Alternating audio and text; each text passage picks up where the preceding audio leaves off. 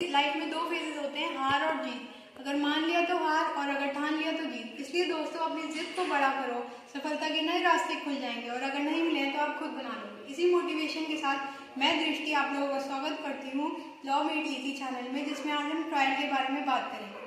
Trial सबसे पहले बताइए कि ट्रायल कितने तरीके के होते हैं। ट्रायल 4 तरीके के होते हैं। तो आज हम फर्स्ट ट्रायल से डील कर रहे हैं। पहले ये बताइए कि ट्रायल कहीं पर डिफाइंड है? ट्रायल कहीं पर डिफाइंड नहीं है। ट्रायल का मतलब क्या होता है? ट्रायल का मतलब होता है कोई भी एक ऐसी प्रोसीडिंग जो डिटरमाइन करती है कि whether the accused is guilty और क्या अक्यूज गिल्टी है या नहीं।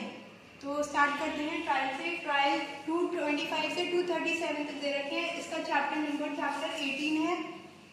225 में बताया गया है कि trial to be conducted by the public prosecutor. अब मैंने आप लोगों को कल बताया था कि पब्लिक प्रोसिक्यूटर कहाँ पे डिफाइंड है। आप लोग बताइए 2U में डिफाइंड है और 24 सेक्शन के साथ रीड करेंगे हम।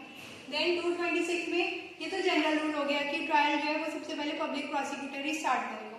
फिर 226 में जैसे हम कुछ भी रीड स्टार्ट करते हैं तो इंट्रोडक्शन तो हो जाता है, लेकिन हमें ये नहीं पता होता कि हमें आगे क्या काम करना है।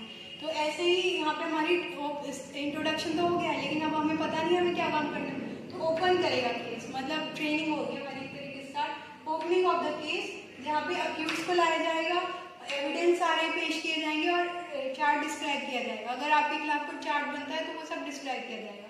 मतलब एक तरीके से ब्रीफ सब कुछ दिया जाएगा, डिटेल्स में कुछ नहीं दिया जाएगा। देन अगर कोई ग्राउंड मिलता है तो 227 में डिस्चार्ज हो जाएगा।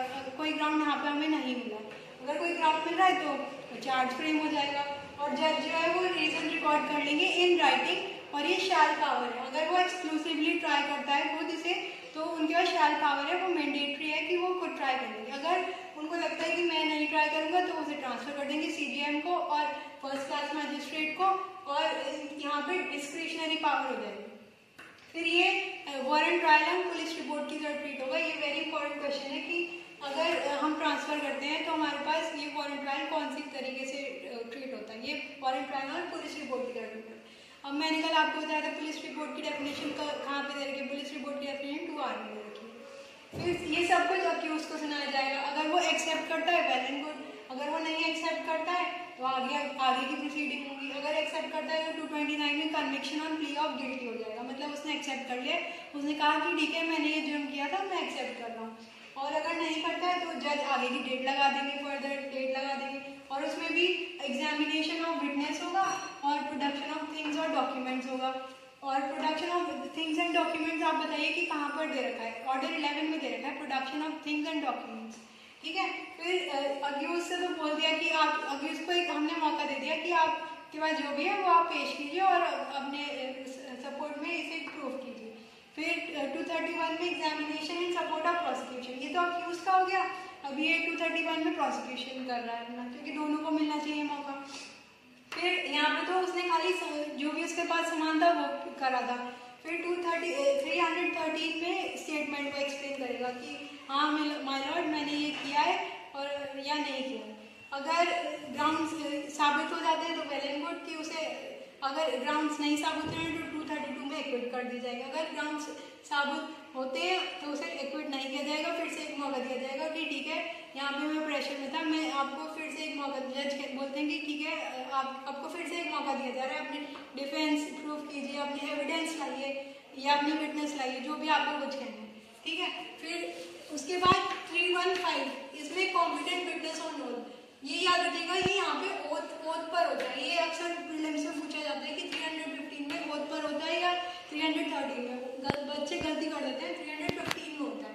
फिर यहाँ पर अक्यूज का हो गया, फिर प्रोसिक्यूशन का हो गया, फिर उसने अपना एक्सप्लेन कर दिया। फिर आर्ग्यूमेंट्स हुए तो आर्ग्यूमेंट्स दोनों साइड को समझ के होंगे, प्रोसिक्यूटर अपना समाप्त करेगा और अक्यूज रिप्लाई करेगा। फिर जजमेंट हो जाएगा, मतलब कंक्लूजन हो जाएगा। जजमेंट में क्या इक्विटल होगा या फिर कन्विक्शन होगा। अब आप मुझे बताइए जजमेंट वर्ड भी आपने CPC में कहीं पढ़ा होगा, वो बताइएगा कमेंट बॉक्स में लिखकर कि कहाँ पर जजमेंट। फिर अगर एक्विटल होता है तो वेल एंड गुड, अगर कन्विक्शन होता है तो 236 में देखा जाएगा कि आपके खिलाफ कोई प्रीवियस कन्विक्शन तो नहीं है। अगर आपके पास प्रीवियस कन्विक्शन, इधर एक्विटल होगा या कन्विक्शन होगा। अगर कन्विक्शन है तो 236 में देखेंगे कि आपके खिलाफ प्रीवियस कन्विक्शन तो नहीं है। ये आप बताइए कि प्रीवियस कन्विक्शन और कहाँ पर है। 211 सब क्लास 7 में दे रखा है, और या फिर प्ली ऑफ गिल्टी जो कि हमने पढ़ा था 229 में।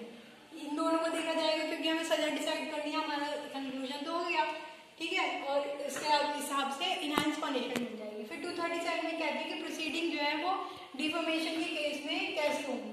199 सबक्लॉज 2 के अकॉर्डिंग ये warrant trial on complaint treat की जाएंगी और ये इन कैमरा प्रोसीडिंग होगी। ये इंपॉर्टेंट है, वारंट ट्रायल ऑन कंप्लेंट। यहाँ पे हमने पढ़ा था पुलिस रिपोर्ट पर और यहाँ पर कंप्लेंट, ये दोनों पॉइंट बहुत इंपॉर्टेंट है जो कि प्रीलिम्स में पूछा जाता है। फिर इन कैमरा प्रोसीडिंग होगी, compensation as a fine recover होगा और ये वाइस प्रेसिडेंट, गवर्नर और एडमिनिस्ट्रेटर ऑफ यूटी के खिलाफ नहीं होगी और ये अपील है हाईकोर्ट की। हाईकोर्ट अगर इसमें हम सेटिस्फाई नहीं है तो हाईकोर्ट में अपील कर सकते हैं। तो दोस्तों कैसा लगा मेरा वीडियो आप लोगों को?